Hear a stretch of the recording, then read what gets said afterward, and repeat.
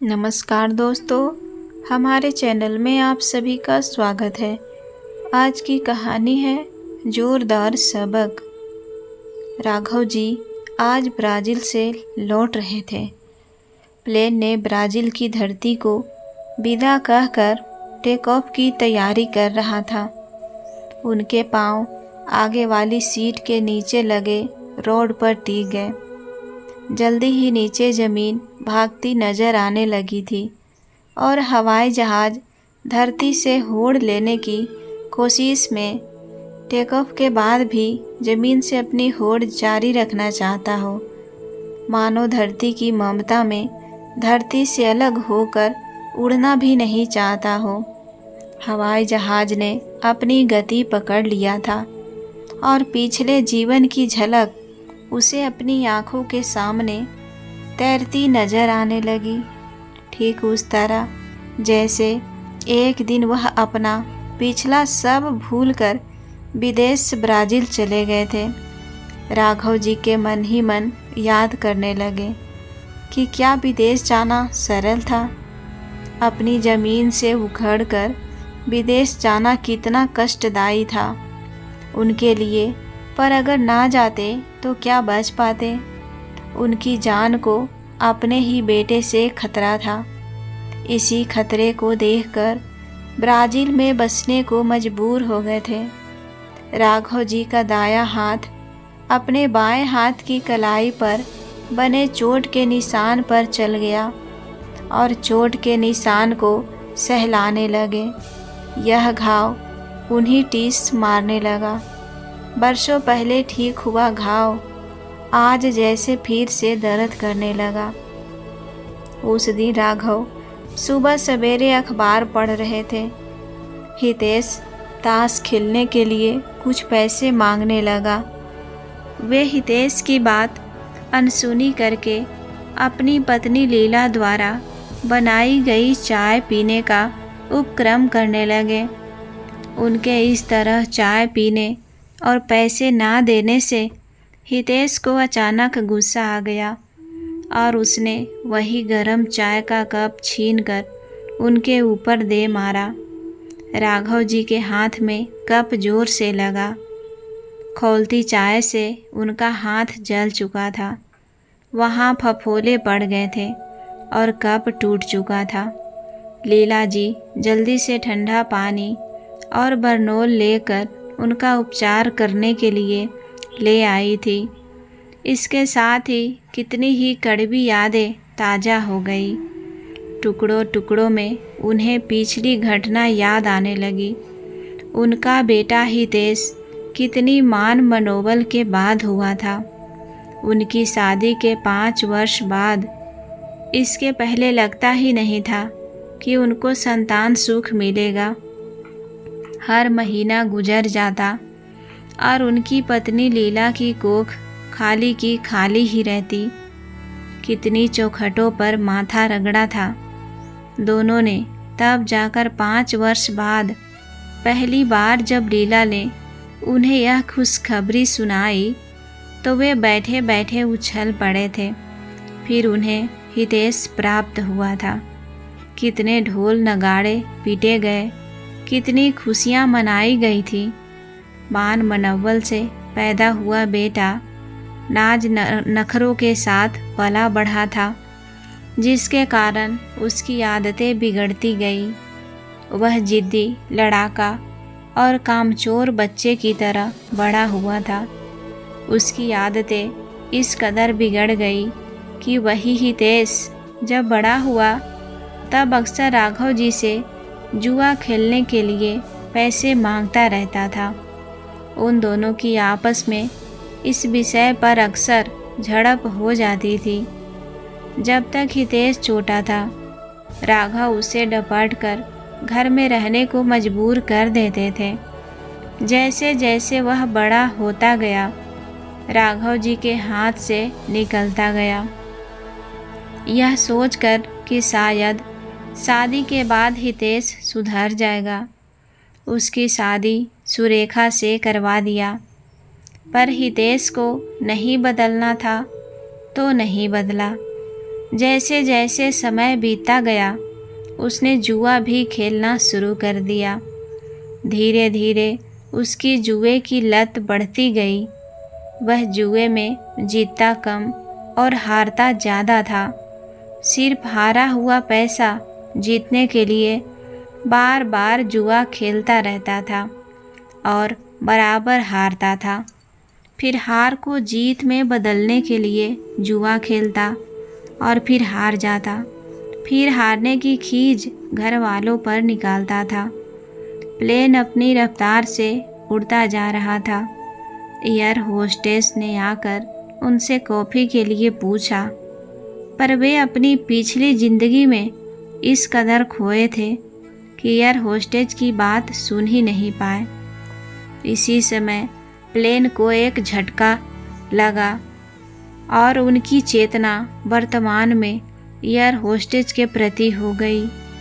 वे coffee लेकर पीने लगे। झटका लगने से उन्हें हितेश की बात याद आई, जब उन्हें हितेश ने पहली बार झटका दिया था। इसी जुए की लत के कारण उस दिन फिर से हितेश ने हारा हुआ पैसा जीतने के लिए राघव जी से पैसा मांगा था, जिस पर राघव जी ने पैसे देने से मना कर दिया। राघव के पैसा देने से मना करने के कारण हितेश का गुस्सा 7वें आसमान पर पहुंच गया और उनका अपना ही खून, उनका बेटा, उनकी जान लेने पर आमादा हो गया था। उसके जो हाथ लगा वह था फल काटने वाला।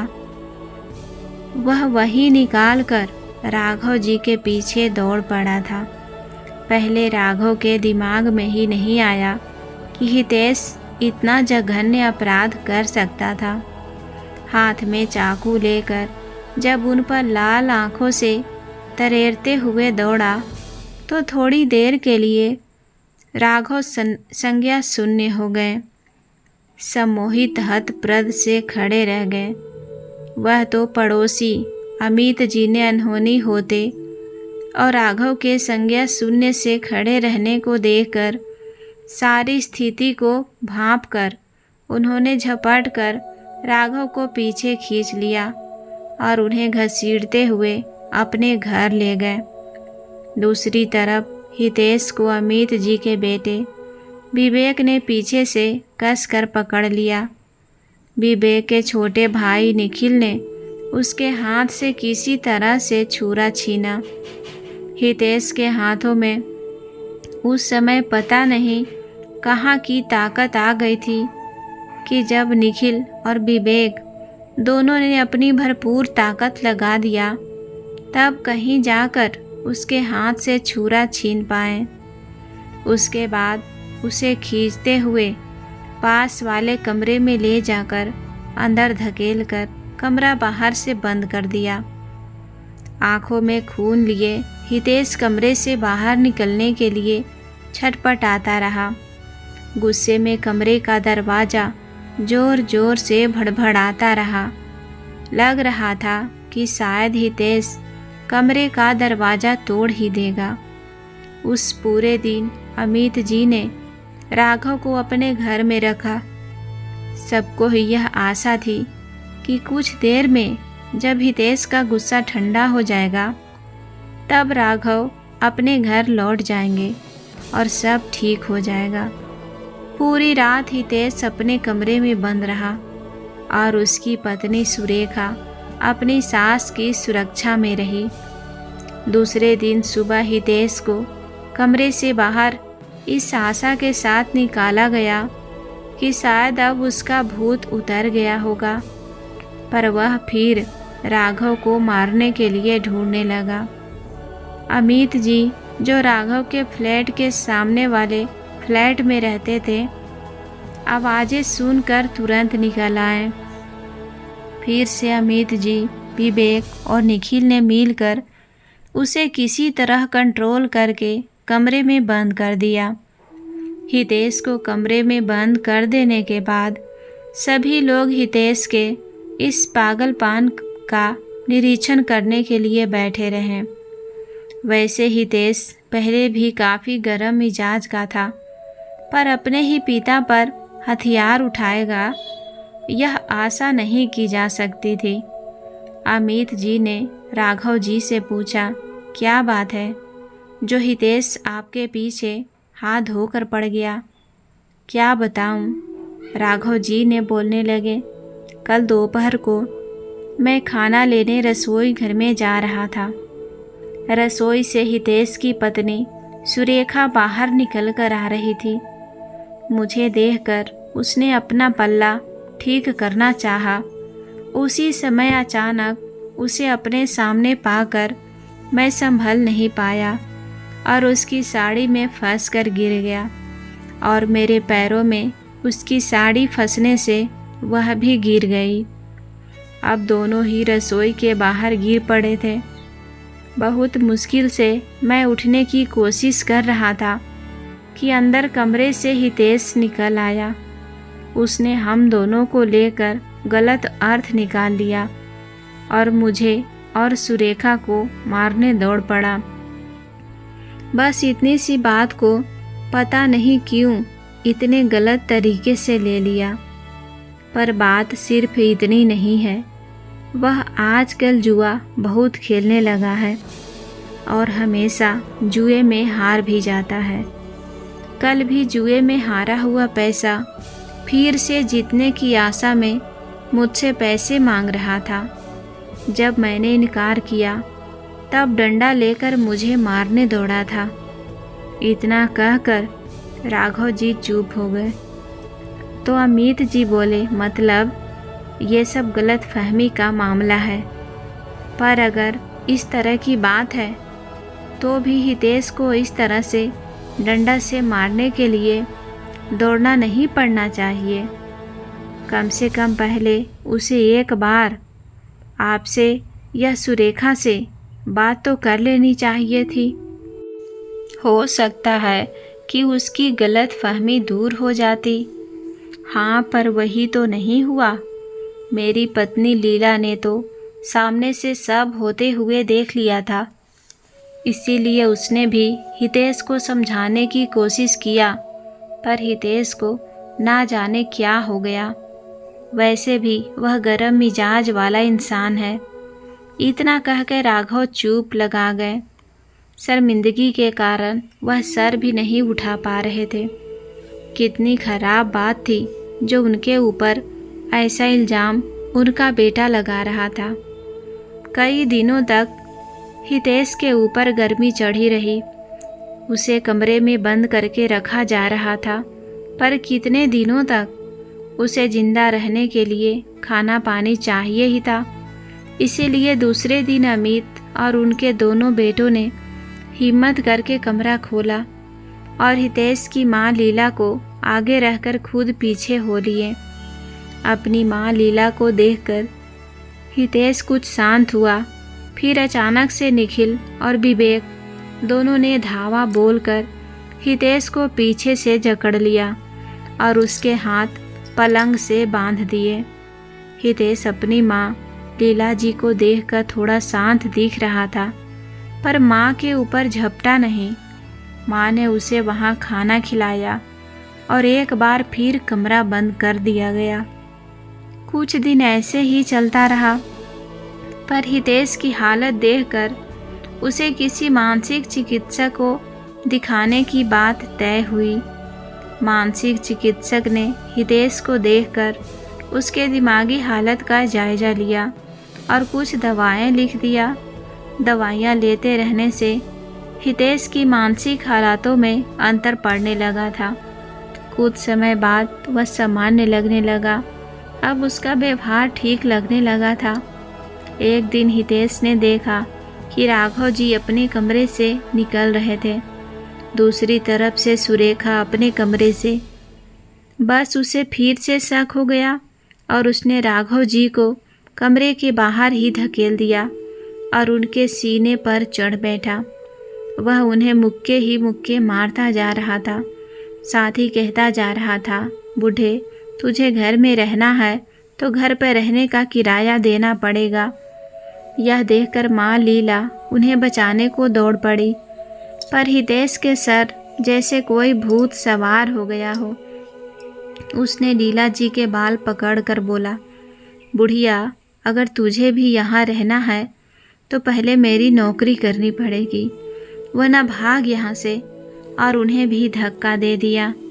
माँ जाकर दीवार से टकराई और गिरकर बेहोश हो गई। यह देख सुरेखा अपनी सास को उठाने को लपकी और अमित जी को जोर जोर से आवाज़ लगाने लगी। आवाज़ सुनकर अमित और दोनों बेटे दौड़े आए। उन लोगों को आता देखकर हितेश घर से बाहर यह कहता हुआ भागा कि अगर घर में रहना है तो मुझे पैसे देने पड़ेंगे और घर में रहने का किराया भी देना पड़ेगा, वरना तुम दोनों बूढ़े बुढ़िया निकल जाओ मेरे घर से। इसके बाद हितेश 2 दिन तक घर नहीं आया।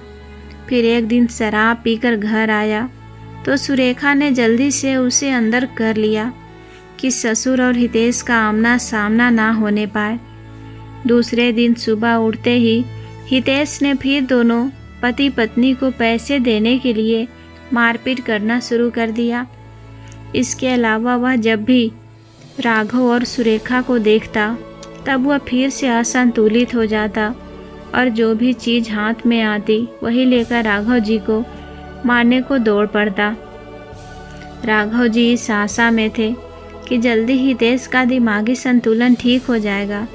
उसकी दवाइयाँ करवाते रहे, पर मन ही मन डरते भी रहे। हितेश द्वारा मार पिटाई के डर से दोनों आतंकित रहने लगे थे। दवाइयाँ होते रहने से हितेश काफ़ी शांत दिखने लगा था। उसकी चल रही दवाइयों के द्वारा प्रगति से सभी आशान्वित हो गए। फिर सभी थोड़ा थोड़ा लापरवाही भी बरतने लगे थे। एक दिन सुरेखा को बाजार जाना था। सुरेखा अपनी सास लीला जी को लेकर बाजार चली गई। बाजार जाते समय लीला जी घर पर राघव जी को सहेज गई कि हितेश का ध्यान रखेंगे। कुछ देर तक हितेश शांतिपूर्वक सोया पड़ा रहा, फिर उसकी नींद खुल गई। उसने माँ को आवाज़ दिया। माँ होती तो न बोलती। जब किसी ने उत्तर नहीं दिया तो हितेश कमरे से बाहर निकल आया। सामने राघव जी को देखते ही उस पर फिर दौरा पड़ गया। वह जल्दी से रसोई की तरफ मुड़ा और सब्जी काटने वाला लेकर राघव जी को मारने दौड़ा। बूढ़े होते राघव जी का जवान हितेश से प्रतियोगिता नहीं कर पाए। वे बचने के लिए घर से निकलने के लिए भागे जरूर, पर राघव जी तेज नहीं दौड़ पाए। हितेश घर का दरवाज़ा खोला। राघव जी का कॉलर पकड़ उनको घसीटते हुए बाहर ले आया। सबसे बुरी बात यह थी कि इस समय घर पर कोई भी नहीं था जो हितेश को रोक लेता। हितेश उन्हें सब्जी काटने वाला से गोता जा रहा था और पैसों की मांग करता जा रहा था और सुरेखा से संबंध तोड़ने की चेतावनी भी देता जा रहा था। राघव जी अपनी सफाई देने के लिए सबकी कसम खा खा कर उसे समझाना चाहा, पर हितेश ने जैसे कसम खा लिया था कि राघव जी की कोई बात सुनना ही नहीं है। कटार से गोदते हुए, घर से घसीटते हुए काफ़ी दूर आगे ले जाकर सड़क पर पटक दिया और एक लात राघव जी को लगाई। थोड़ा रुका। बेहोश हो जाने के कारण राघव जी प्रतिवाद नहीं कर पा रहे थे, इसीलिए उन्हें मरा समझकर उन्हें वहीं बीच सड़क पर छोड़कर वह घर को लौट आया। काफ़ी देर बाद जब लीला जी सुरेखा के साथ बाजार से लौटी तब उन्हें राघव जी नहीं दिखे और हितेश कमरे में पड़ा सो रहा था। उसके कपड़ों पर ताजे खून के दाग लगे हुए थे, कुछ दाग सूखे भी रहे थे। बगल में सब्जी काटने वाला भी पड़ा था। लीला जी अपनी गलती समझ गई कि उन्होंने बहुत बड़ी गलती कर दिया। उन्होंने शांत हितेश को सोता हुआ समझकर कमरे में ताला नहीं लगाया था। उनकी यह गलती बहुत बड़ी गलती साबित हो गई। जल्दी ही वह दौड़ती हुई अमित जी के घर पहुंची और उनको सारी बात बताई। उनकी बात सुनकर सभी राघव जी को खोजने दौड़ पड़े। अब सिर्फ अमित जी ही नहीं, निखिल, विवेक और पास पड़ोस के लोग भी राघव जी को खोजने निकल पड़े। सभी ने दूर दूर तक खोजा, पर राघव जी को नहीं मिलना था तो नहीं मिले। कुछ लोगों ने बताया भी कि हितेश को उन लोगों ने राघव जी को घसीट कर ले जाते हुए देखा था, पर उनके बताए रास्ते पर भी राघव जी को नहीं मिलना था, सो वे नहीं मिले। इसी तरह पूरे रास्ते राघव जी पुरानी बातों को याद करते रहे। पुरानी बातें याद आने से उनकी आंखों में आंसू भर आए और उनकी स्मृति को जरा झटका लगा और वे वर्तमान में आ गए। उनका प्लेन थोड़ी ही देर में लैंड होने वाला था। जल्दी ही उनके चिंता सताने लगी कि लीला अभी कहाँ होगी, हितेश उनके साथ कैसा व्यवहार करता होगा। उनको तो हितेश ने मार डालने में कोई कसर छोड़ी ही नहीं। पता नहीं लीला का क्या हाल किया होगा। तब के राघव जी में और आज के राघव जी में जमीन आसमान का अंतर था। पहले परिस्थितियों से समझौता करके जीवन बिताने वाले राघव जी आज शान से प्लेन में चलते हैं और हितेश के मुंह पर पैसों का तमाचा मार सकते थे। कुछ देर में प्लेन लैंड कर गया। थोड़ी ही देर में राघव जी एरोड्रम से बाहर निकल आए। अब वे कहाँ जाए, इसके बारे में सोचकर उन्होंने अपने पुराने घर के लिए टैक्सी किया और चल दिए। पता नहीं लोग उन्हें पहचान भी पाएंगे या नहीं, क्योंकि अब वे पहले से काफ़ी बदल गए थे। पहले के साधारण कुर्ते धोती को पहनने वाले राघव जी के चेहरे पर न केवल चमक थी, बल्कि उनके कपड़े भी उनके चेहरे की तरह चमक रहे थे। वे बहुत बदल गए थे। 1 घंटा बीतने की प्रतीक्षा करना भारी लगने लगा, पर लीला जी की चिंता करते एक बार फिर से अतीत में पहुंच गए। एक बार तब की बात है जब हितेश पर राघव जी को मारने का दौरा पड़ चुका था, पर अभी तक उसने अपनी माँ लीला जी को मार डालने के लिए हाथ नहीं उठाया था। पर राघव जी का यह सोचना जल्दी ही भ्रम तोड़ने वाले साबित होने वाला था। एक दिन जब हितेश सो रहा था, उसे सोता देखकर राघव जी अपनी पत्नी से हितेश से संबंधित बात करने लगे। लीला से वे हितेश के खराब रवैये के लिए बात करने लगे। लीला जी राघव जी से उसको किसी डॉक्टर को दिखाने की बात करने लगी। अचानक हितेश की नींद खुल गई। राघव जी को देखकर भड़क उठा था और लीला के द्वारा डॉक्टर के पास हितेश को ले जाने के लिए बात करने से भड़क गया और बिना सोचे समझे माँ के ऊपर ही अभद्र भाषा में बड़बड़ाने लगा। साली आग लगाती है, आग ही लगाना है तो पहले घर में रहने का किराया दो। उसने पास पड़ा पेचकस उठाकर सामने खड़ी लीला के ऊपर वार कर दिया था। साथ ही साथ राघव जी को मारने के लिए भी दौड़ पड़ा। राघव जी हितेश के मुंह से माँ के लिए अपशब्द सुनकर एक बार तैश में आ गए और भिड़ने को तैयार हो गए, पर लीला जी के बहते रुधिर को देखकर हितेश से पिंड छुड़ाकर लीला की तरफ लपके। उन्होंने देखा कि पेचकस लीला जी के छाती पर लगा था और रुधिर से उनकी छाती लाल हो रही थी। उनकी छाती पर लिपटी साड़ी तर हो रही थी। खून देखकर एक बार हितेश थोड़ी देर के लिए थम गया, पर फिर गालियां देने लगा। राघव जी तुरंत पत्नी को लेकर अस्पताल भागे। डॉक्टर ने बताया कि अगर जरा सा भी और बगल में पेचकस लग जाता तो लीला जी का बचना मुश्किल हो जाता।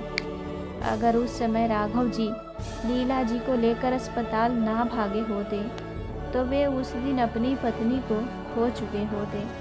उस याद से वे आज तक सिहर जाते हैं। उसके बाद हितेश न केवल राघव बल्कि अपनी माँ के पीछे भी हाथ धोकर पड़ गया था। थोड़ा स्वस्थ होकर लीला जी घर आ चुकी थी।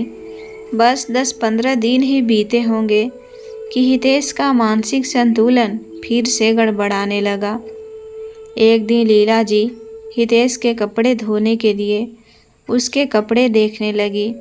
हितेश को लगा कि उसकी माँ उसके कपड़ों में कुछ विशेष अलग सा कर रही है और उसने पीछे से जाकर लीला जी के बाल पकड़कर बालों को झकझोरने लगा और दीवार पर सर टकरा कर मारने लगा। लीला उसकी इस व्यवहार से स्तंभित हो गई। राघव जी जो पास ही बैठे अखबार पढ़ रहे थे, उनकी तरफ भागे और राघव के हाथ से अपनी पत्नी के बाल छुड़ाने लगे। हितेश की पत्नी सुरेखा दौड़कर अमित जी के परिवार को बुला लाई। अकेले राघव हितेश की ताकत के आगे कमज़ोर पड़ गए। जब अमित, निखिल, विवेक ने पीछे से आकर राघव पर पूरी ताकत लगाई, तब जाकर उसके हाथ से माँ के बाल छुड़ा पाए। पता नहीं उसमें इतनी ताकत कहाँ से आ जाती है। राघव की हैवानी ताकत के आगे सब हार जाते थे। दिन पर दिन हितेश की बर्बरता बढ़ती ही जा रही थी। फिर तो हितेश ने लगभग रोज सुबह उठते ही पैसे मांगने के लिए राघव से भिड़ने का कार्यक्रम बना दिया। आए दिन की बर्बरता सहते हुए दोनों पति पत्नी किसी तरह अपने दिन गुजारने को मजबूर हो रहे थे और उस दिन को कोसने भी लगे थे जब वे वंश बढ़ाने के लिए एक लड़के की मन्नत मांगते रहते थे। हितेश की बर्बरता सहने के बाद वे कहने लगे कि ऐसे लड़के के होने से तो अच्छा है कि निसंतान रहते। शुरू में गनीमत थी कि उसका कोई खास दोस्त नहीं था, सिर्फ वह जुआ खेलने ही रात में बाहर जाता था। पर जब से उसे अस्पताल डॉक्टर के पास ले जाया गया, तब से उसकी दोस्ती किसी से हो गई और अक्सर वह दिन में भी घर से बाहर निकलने लगा था। ऐसे में वह जुआ खेलते समय शराब भी पीने लगा। काम धाम वह कुछ करता नहीं था, इसीलिए उसके पास पैसे नहीं होते थे। पहले वह जुआ खेलने के लिए पैसे मांग कर ले जाता था, अब उसने पैसों के लिए घर में चोरी भी करनी शुरू कर दिया। एक दिन उसे जुआ खेलने और शराब पीने के लिए पैसे चाहिए थे। लीला और राघव जी ने पैसे देने से मना कर दिया, तो उसने सुरेखा के कान की बाली जोर ज़बरदस्ती से उतरवा लिया और बेच आया। राघव जी को याद आया उस दिन सुरेखा कितना रोई थी, क्योंकि वह बाली सुरेखा को उसके मायके से मिली थी। सुरेखा के लिए शराब पीने के लिए बाली का बेचा जाना बहुत कष्टदायी रहा। जब राघव जी ने सुरेखा से वादा किया कि वह किसी न किसी तरह बाली को लौटा लाएंगे, तब जाकर उसे कुछ राहत मिली। पर राघव जी की तमाम कोशिशों के बाद भी वह बाली उन्हें वापस नहीं मिल पाई। भला मुफ्त में मिला आभूषण कोई लौटाता है क्या? टैक्सी चल पड़ी। दिल्ली से उनका शहर 4 घंटों की दूरी पर था। टैक्सी के चलते ही उनके चेहरे पर ठंडी हवाओं के झोंके आने लगे और अपने देश, अपने शहर की मिट्टी से जुड़े होने का एहसास जारी हो गया। यह मिट्टी थी जिस पर हितेश ने उन्हें कटार से गोदकर उन्हें मरा जान कर फेंक दिया था। सच ही वे उस समय मरे के ही समान हो गए थे जिस समय हितेश ने उन्हें आखिरी कटार मारा था। उस समय की प्रत्येक बात और हितेश का अमानवीय व्यवहार याद आने लगा। हितेश उन्हें कटारों से गोद चुका था। उनकी प्रतिवाद करने की शक्ति खत्म होने से वे निढाल हो चुके थे। वहाँ रुधिर की नदी बह निकली और वे बेहोश होने वाले थे। पर उस समय भी उनके दिमाग में लीला की चिंता घूमने लगी थी। उन्हें यह भी लगने लगा था कि पता नहीं वे जिंदा भी रह पाएंगे या नहीं। और यह सोचते सोचते उनका शरीर शिथिल पड़ने लग गया था। इसके बाद वे कब बेहोश हो गए, फिर क्या हुआ, इसके बाद कोई ध्यान नहीं रहा। बेहोश होने और चाकुओं से गोद जाने का दर्द उन्हें याद आ गया और उनके हाथ स्वतः ही उन घावों के निशानों पर चला गया और हाथ उन घावों को टटोलकर सहलाने लगे, जैसे घावों को सहलाकर दर्द कम करना चाह रहे हों। जबकि घाव भरे कई साल हो चुके थे, पर उसका असर मन पर अभी भी ताज़ा है। वापस घर लौटते समय टैक्सी की खिड़की से आती ताज़ी हवा के झोंके दर्द कम नहीं कर पा रहे थे। हाथ घावों के निशान को सहला रहे थे और मन उन बीते दिनों में खो गया जब वे बेहोश हो चुके थे। फिर लगभग 15 दिनों के बाद उन्हें होश आया था। उनको होश में आया देखकर नर्स भागकर डॉक्टर को बुला लाई और फिर इंजेक्शन देने का सिलसिला शुरू हुआ। कुछ पूछे जाने पर उन्हें अपना पिछला कुछ भी याद नहीं आ रहा था। वे लगभग अपनी याददाश्त खो चुके थे। वे किसी अस्पताल जैसे कमरे में लेटे हुए थे। जब शाम को उन्हें होश आया तब उन्होंने पहली बार अमरेंद्र जी को देखा। उन्होंने राघव जी से बात करनी चाही। उनके सर पर चोट लगने से मति भ्रम हो चुका था। राघव जी को अपना पिछला कुछ याद नहीं आ पाने से वे अमरेंद्र जी को कुछ बता पाने में असमर्थ हो चुके थे। अमरेंद्र ने दूर से ही राघव जी पर किसी को कटार से हमला करते और फिर भागते देखा था। उस समय वे काफ़ी दूरी पर थे। हितेश को पहचान नहीं पाए थे। जल्दी से राघव जी तक पहुंचने पर राघव जी को बेहोश देखा था। उनके पहुंचते पहुंचते हितेश भाग चुका था। बहुत कोशिश के बाद भी वे राघव के परिवार वालों का पता नहीं लगा पाए। उनसे देखा नहीं गया तो उन्होंने राघव को वहीं सड़क पर से उठाया और अपनी गाड़ी में डालकर अस्पताल ले गए। अस्पताल में घर वालों की जगह अपना नाम लिखवा कर उनको भर्ती करवा कर इलाज शुरू करवा दिया था। होश में आने के बाद कई महीनों तक राघव जी को अपनी सूध नहीं आई। हमेशा उल्टी सीधे बातें करते रहते। होश में आने के बाद सिर्फ अमरेंद्र जी को अपने पास देखकर उन्हीं को ही अपना परिवार समझने लगे थे और अमरेंद्र जी के बिना खाना पीना भी छोड़ देते थे। राघव की अपने ऊपर निर्भरता देखकर अमरेंद्र जी ने उनको लावारिस छोड़ना उचित नहीं जाना।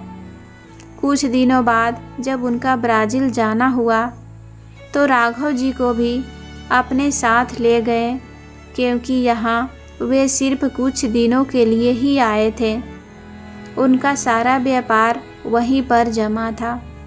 इस तरह राघव जी ब्राज़ील पहुँच गए। शुरू में उनको कुछ समस्याएं आई, फिर समय के साथ साथ सब कुछ ठीक होता गया।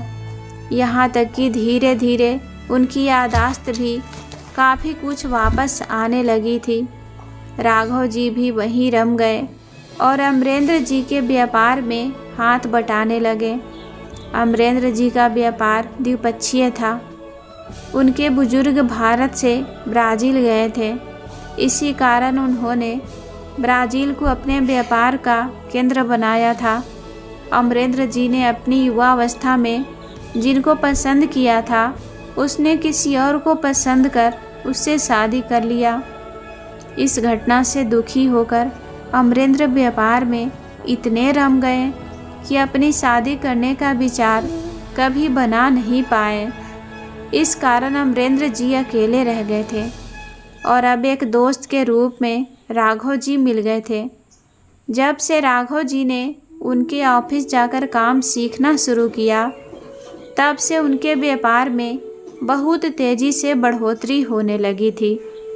अमरेंद्र जी ने राघव को अपना लकी चार्म मान लिया और हमेशा के लिए अपने साथ एक दोस्त बनाकर वहीं ब्राज़ील में रख लिया। पहले अमरेंद्र जी भारत से पैक्ड दवाओं का व्यापार करते थे।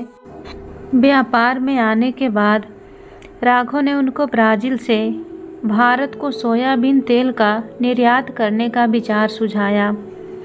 इस तरह ब्राज़ील से भारत को सोयाबीन तेल का निर्यात और भारत से पैक्ड दवाओं के आयात का व्यापार करने लगे। राघव जी के सुझाव को मानकर उनके व्यापार में अचानक 10 गुने की बढ़ोतरी हो गई थी। इस समय उन्होंने ही राघव जी को सोयाबीन तेल के निर्यात की संभावनाएं खोजने के लिए भारत भेजा था। दिल्ली आने के बाद राघव जी के मन में अपनी पत्नी से मिलने की बेचैनी हुई और वे सबसे मिलने का लोभ संभाल नहीं पाए। इससे पहले वे अपने परिवार से मिलने चल पड़े थे। अपने ख्यालों में खोए रहने से समय के बीतने के ध्यान ही नहीं रहा। टैक्सी से चलते हुए अब उन्हें लगभग 2 घंटे हो चुके थे। अब बस 1 घंटे में वे अपने घर पहुंचने वाले थे। दिल तो उनका कह रहा था कि कितनी जल्दी लीला से मिलकर उसे अपने गले लगाकर इतने दिनों गायब रहने के लिए माफ़ी मांग ले। पता नहीं हितेश उनको किस हाल में रखता होगा। इतने दिनों का मलाल उनकी आंखों से बह निकला। टैक्सी के झटकों से उनकी याद वर्तमान में आ गई। अपना शहर गली देखकर एक सुकून चेहरे पर छा गया। उनका घर भी दिखना शुरू हो गया और उनके दिल की धड़कन भी बढ़ गई। कुछ क्षणों में वे घर के बाहर खड़े थे। घर की हालात जर्जर हो रही थी। हिम्मत करके उन्होंने घर का दरवाज़ा खटखटाया। सुरेखा ने दरवाज़ा खोला। राघव जी ने देखा सुरेखा समय ही बूढ़ी दिखने लगी थी। उसकी मूसी तूसी साड़ी, कनपटी से सफ़ेद झांकते बाल बिना कुछ कहे बहुत कुछ कह गए। सुरेखा के पीछे पीछे 2 बच्चे भी सुरेखा को पकड़कर छुपकर खड़े हो गए। दोनों बच्चों के कपड़े भी अच्छे नहीं थे। बरबस उनकी निगाह अपने कपड़ों फिर बच्चों के कपड़ों पर चली गई। अचानक से तुलना हो गई। सुरेखा तो अपनी ससुर जी को पहचान ही नहीं पाई। राघव जी ने पूछा, बेटा तुम्हारी माँ लीला कहाँ है? अकस्मात ही आवाज़ पहचानने में आ गई और पैर छूकर माँ को आवाज़ दिया। माँ दौड़कर बाहर आओ, देखो कौन आए हैं। माँ बाहर आई तो उनके कपड़े भी फटे थे। जगह से फटी और सिली हुई धोती पहनी थी लीला जी ने। एक बारगी तो लीला भी राघव जी को देखकर पहचान नहीं पाई। फिर खुशी के जो अविरल आंसू बहने शुरू हुए तो राघव जी ने उसे संभाल लिया। उनके अंदर आते ही सुरेखा तो चाय बनाने को लपकी और लीला जी राघव जी के पैर पकड़कर बैठ गई। एक एक करके हितेश के आवारा गुंडा बनने की कहानी सुनाना शुरू किया। उस समय हितेश घर में नहीं था। लीला ने बताया कि हितेश का लीवर काफ़ी ख़राब हो चुका है। डॉक्टर ने दवाइयाँ बताई है पर दवाएं भी इतनी महंगी है कि बराबर उसका इलाज नहीं हो पा रहा है। क्या किया जा सकता है सिवाय बेटे की मौत का इंतज़ार करने के। इतना सुनकर राघव जी की आंखों में आंसू भर आया। ये वही हितेश था जिसने उन्हें कटारों से मारकर अधमरा कर सड़क पर ही छोड़ दिया था। पर माँ बाप तो माँ बाप ही होते हैं। उनका दिल बच्चों के लिए पिघलता ही है। थोड़ी देर में हितेश घर आ गया। उसकी हालत देखकर राघव जी का मन पसीज गया। हितेश ने भी जब बाबूजी को धन संपन्न देखा तो उसे अपने सारे कर्म याद आ गए और उसने बाबूजी के पांव पकड़ लिए। राघव जी ने उसे मन ही मन क्षमादान दे दिया। कुछ दिन तक सबके साथ रहने के बाद राघव जी लीला जी के साथ लेकर वापस विदेश लौट गए। पर हाँ, उन्होंने जाते जाते सुरेखा और बच्चों के लिए हर माह एक बंधी रकम देते रहने का वादा कर लिया। हितेश के बहुत माफ़ी मांगने के बाद भी ना तो उन्हें और ना ही लीला जी को हितेश के साथ रहना गवारा हुआ। दोस्तों, उम्मीद करती हूँ आपको कहानी पसंद आई होगी। कहानी पसंद आए तो वीडियो को लाइक करें। चैनल पर पहली बार आए हैं तो सब्सक्राइब करके बेल आइकन घंटी ज़रूर दबा लें। धन्यवाद।